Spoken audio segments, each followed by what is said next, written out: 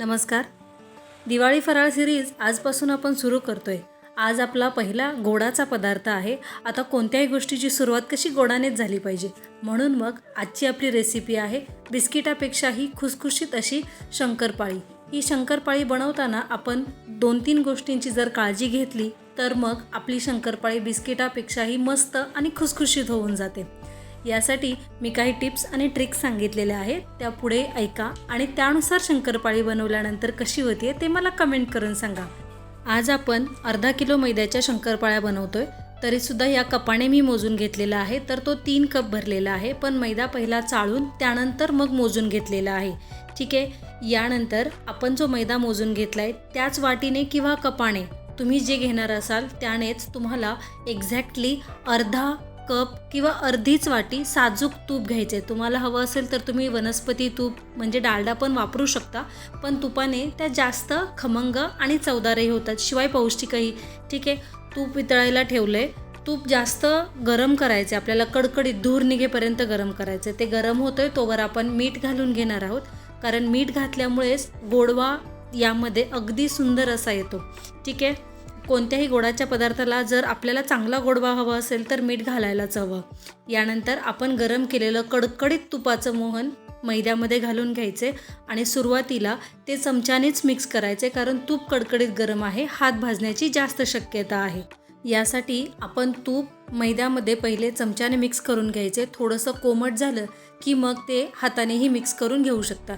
मी check करून घेतलं, आता थोडंसं कोमट झालं आहे. मग आता चमचा पुसून हे सर्व तूप मैद्यामध्ये पूर्ण मिक्स करून घ्यायचे, जेणेकरून ते मैद्याच्या प्रत्येक कणाकणामध्ये भिनलं जाईल, ज्यामुळे आपल्या शंकरपाळ्या अतिशय सुंदर आणि खुसखुशीत होणार आहेत, ज्या तोंडात टाकल्याच की लगेचच विरघळतील. तुपाचं मोहन घातलेल्या मैद्याची अशी मूठ तयार होईपर्यंत आपल्याला तूप मैद्यामध्ये छान मिक्स करून घ्यायचे. यानंतर ज्या भांड्यामध्ये आपण तूप गरम करून घेतलं होतं त्याच भांड्यामध्ये पाऊण कप साखर घालून घ्यायची आहे आणि तेवढंच म्हणजे पाऊण कपच दूध घालून घ्यायचे. हे दूध गरम नाही आहे, गरम करून थंड झालेलं दूध आहे, हे घालून घ्यायचे. आणि आपल्याला याचा काही पाक वगैरे किंवा दूध आटवून घ्यायचं नाही आहे. आपल्याला फक्त दुधामध्ये साखर विरघळवून घ्यायची आहे. जास्त काही करायची गरज नाही आहे, ना उकळी घ्यायची आहे ना इतर काही. ठीक आहे. हे दुधामध्ये साखर छान विरघळून गेली की त्यानंतर ते कोमट होईपर्यंत थांबायचे आणि मग आपण जो मैदा आणि तूप मिक्स करून घेतलेला आहे त्यामध्ये घालून घ्यायचं आहे.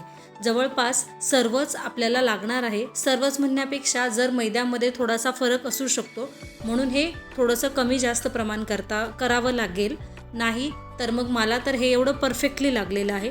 तुम्ही तुमच्या अंदाजानुसार नंतर थोडंसं 1-2 चमचे कमी किंवा अधिक करू शकता. ठीक आहे. यापेक्षा जास्तही करायचं नाही आहे आणि ना खूप कमी करायचं आहे. साखर विरघळलेली आहे. आता आपण हे सर्व दूध आणि साखर मैद्यामध्ये मिक्स करून घेणार आहे. पण हो, सर्वात महत्त्वाची गोष्ट अशी की यामध्ये मिक्स करत असताना घेतलेलं सर्व दूध आणि साखर एकसाथ नाही घालायचे, जेणेकरून आपण घेतलेल्या सामानाचा अंदाज फसणार नाही. म्हणून थोडं थोडं करून घालायचे आणि ते छान मिक्स करत करत मग त्यानंतर जेवढं बसेल तेवढं यामध्ये घालून घ्यायचं आहे. मला जवळपास सर्वच लागलेलं आहे. फक्त 1-2 चमचे माझ्याकडे शिल्लक राहिलं होतं. तुमच्या अंदाजानुसार किंवा तुम्ही पीठ मळत असताना हे पीठ आपल्याला छान मऊसूत करून घ्यायचं आहे, जेणेकरून आपण बनवलेली शंकरपाळी अगदी खुसखुशीत तयार होईल.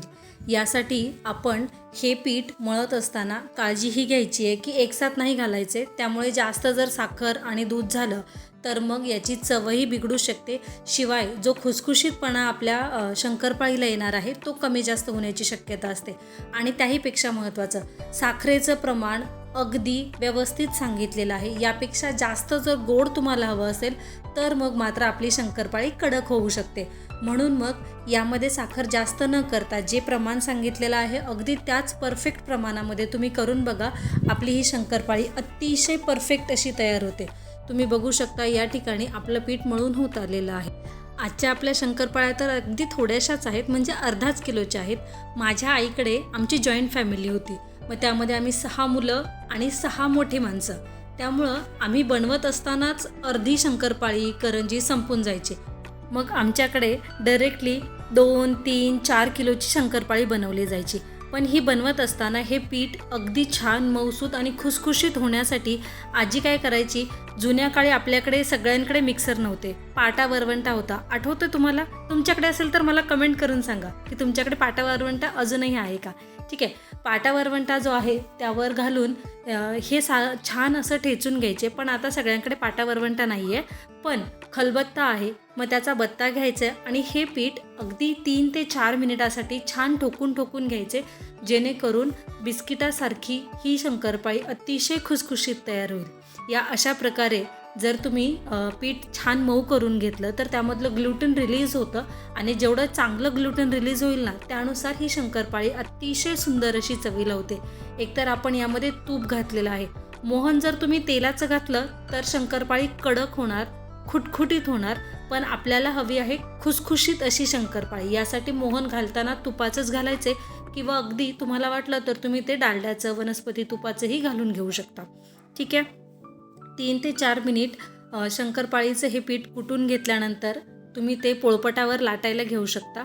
पण त्या अगोदर थोडंसं छान मऊसूत हाताने मळून घ्यायचे. मळून घेतल्यामुळेही त्यामध्ये ग्लुटेन तयार होतो आणि मग आपली शंकरपाळी अतिशय परफेक्ट तयार होते. शेवटी तुम्ही बघू शकता की ही शंकरपाळी किती छान आणि परफेक्ट तयार झाली आहे. बरं, आता पीठ छान मऊ करून झालेलं आहे. तुम्हाला हवं असेल तर तुम्ही पोळपाटावरही करू शकता, पण मी डायरेक्टली किचन टेबल क्लीन करून त्यावरच हे पीठ छान मळून घेतलेलं आहे आणि त्यावरच लाटून घेतलेलं आहे. शंकरपाळीची पोळी लाटून घेत असताना आपल्याला पीठ आणि तेल किंवा तूप काहीच लावायची गरज नाही आहे, कारण आपण या पिठामध्ये भरपूर तुपाचं मोहन घातलेलं आहे. त्यामुळे याचं तूप रिलीज होऊन हे लाटत असताना आपल्याला ना पीठ लावायचं आहे ना तेल. या प्रकारे गोळा तयार करून झाला की तुम्ही बघू शकता की याला भेगा झालेल्या आहेत, चिरा पडलेल्या आहेत छोट्या छोट्या. पण त्याला काहीच हरकत नाही आहे, जरी त्या चिरा झालेल्या असतील. त्यामुळेच आपली शंकरपाळी अतिशय छान आणि बिस्किटापेक्षाही जास्त अशी खुसखुशीत होणार आहे. पोळी लाटून घ्यायची आहे छान आणि त्यानंतर आपल्याला हव्या त्या आकारामध्ये आपण कापून घ्यायच्यात. तुम्ही एकतर डायमंड शेपमध्येही करू शकता किंवा मग अगदीच माझ्यासारखं स्क्वेअर शेपमध्येही आरामात करून घेऊ शकता. फक्त हे कापून घेत असताना आपण काय करायचे, बाजूच्या ज्या ह्या वाकड्या तिकड्या झालेल्या चिरा पडलेल्या कोरी आहेत, काठ आहेत, हे काढून टाकायचेत आणि एक छान चौकोन तयार करून आपण हे सर्व कापून घ्यायचे. बाजूचे हे जे काप काढलेले आहेत ते आपण दुसऱ्या पोळीसोबत लाटायला घेऊ शकतो. तुम्हाला हव्या असतील त्या आकाराच्या तुम्ही या ठिकाणी शंकरपाळ्या कापून घ्यायच्यात. मी मध्यम आकाराच्या कापलेल्या आहेत. तुम्हाला हवं असेल तर तुम्ही यापेक्षा मोठ्या किंवा यापेक्षा लहानही करून घेऊ शकता. ठीक आहे, या शंकरपाळ्या कापून झाल्यानंतर जास्त वेळ नाही ठेवायच्या. ते मी एका बाजूला शंकरपाळी करून लगेचच दुसऱ्या बाजूला तळायलाही घेतली होती. पण तळायला सोडत असताना हाताने सोडण्यापेक्षा आपण ती झाऱ्यावर घेऊन मग सोडायची आहे. तेल किती गरम हवे, सुरुवातीला आपण तेल तापवण्यासाठी गॅस फास्ट ठेवायचा आहे. एकदा तेल तापलं की चेक करायचे की तेल तापलंय की नाही आणि मग त्यानंतर आपण यामध्ये शंकरपाळ्या घालून घ्यायच्यात. पण शंकरपाळ्या घातल्या की आपण आपला गॅस मध्यम आचेवर करून घ्यायचा आणि मध्यम आचेवरच आपण सर्व शंकरपाळ्या तळून घेणार आहोत. 1-2 मिनिटासाठी याचे बुडबुडे कमी होईपर्यंत आपण यामध्ये झाऱ्या नाही घालायचं आहे. चमच्याने हलवून मिक्स करून घ्यायच्यात आणि त्यानंतर मग आपण यामध्ये झाऱ्या घालणार आहोत, जेणेकरून या शंकरपाळ्या फुटणार नाहीत. बरं, सर्वात महत्त्वाची गोष्ट अशी की जर आपली शंकरपाळी तेलामध्ये सुटत असेल तर समजून चालायचे की आपलं तूप यामध्ये जास्त झालेलं आहे. तूप जर जास्त झालं पिठामध्ये तर मग आपल्या शंकरपाळ्या तेलामध्ये विरघळतात आणि जर तूप कमी झालं तर त्या कडक होतात. व्हिडिओमध्ये तुम्ही तेल बघू शकता, यामध्ये अजिबातही शंकरपाळ्या विरघळलेल्या नाही आहेत आणि त्या किती खुसखुशीत झालेल्या आहेत ते आपण व्हिडिओच्या शेवटी बघणार आहोत.